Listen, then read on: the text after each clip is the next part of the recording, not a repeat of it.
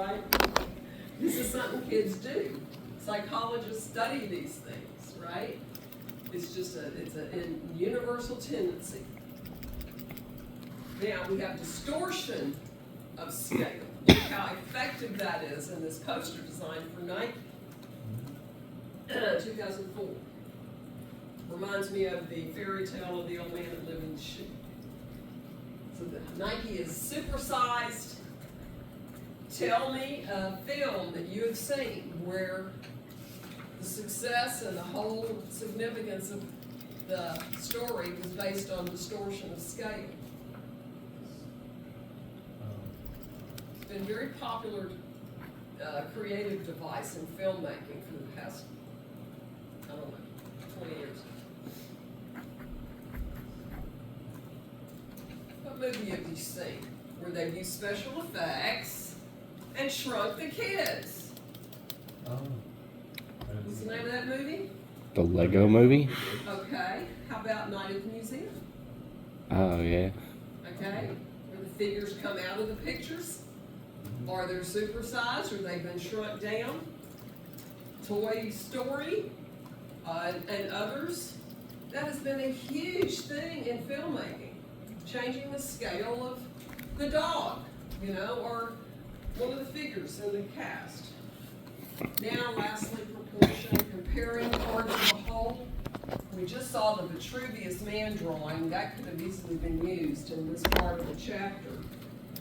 And we know that some cultures have actually established a canon of proportions in relation to the human figure. What's wrong with this picture? Everybody look. What's wrong with this picture? If I say the word proportion, what are you going to say? Everyone's like chins to cheeks. Okay, look at the face, the eyes, the nose, the mouth, all seem to relate. But then we get to the chin and the rest of the face, and it just becomes a balloon, doesn't it? Much larger in proportion than the rest of the features. On every face, Fernando Botero does this. It's comical. These are called theater characters, 1977. It's a stylistic thing that he does to make his portraiture unique. But he's messing with the perfect proportion of a human face. We see distortions of proportion in the world, don't we?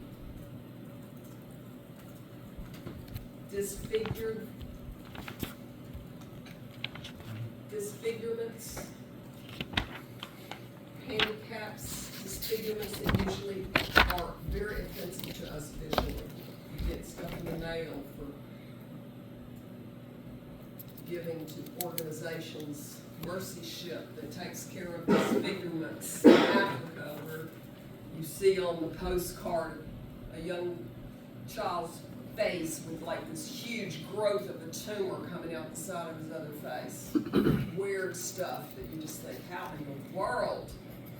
And it is shocking, isn't it? So we see disfigurement and proportionate issues.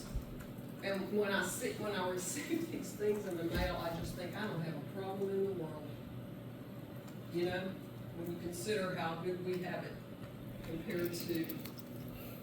So once again, disfigurement or distortion, artistic distortion. Modigliani loved to do it by stretching the figures and elongating the neck for another kind of aesthetic effect. You look at Modigliani's work, a French painter, a young man with red hair. He doesn't do it just once. Every single figure in painting and portrait, it's a device, it's a stylistic device that he employs, he's no longer with us, but it kind of gives a sense of beauty. We usually think of elongation as a beautiful thing, culturally speaking. If you go to France to the couture runway fashion shows, you're going to find models from Africa who naturally have elongated necks. Just, it's in their DNA. You find it in athletes who run. These are highly sought after qualities if you're a high fashion model, right? Now, the golden mean. We're gonna come back to this later when we have more time, but I want you to just make a connection with mathematics and art. The golden mean was highly utilized by the Greeks in their design of architecture. The Greek temples and their observation of the golden mean in nature.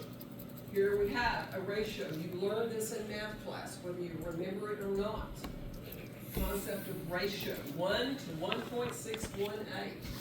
Here is what it looks like visually. A is to B is B is to C is A is to C. The smaller is to the larger, as the larger is to the whole. Okay? Notice the division. Sweet spot. We're going to be examining that. A to B, B to C, and A to C. If we take the same linear line, A to B to C, we can create, by making a pivoted rectangle. A rectangle can be created by rotating the diagonal half of the square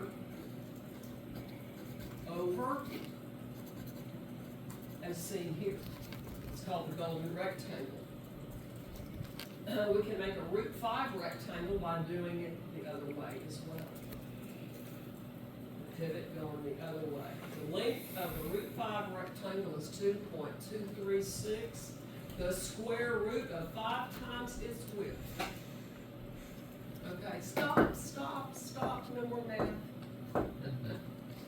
Notice the facade of the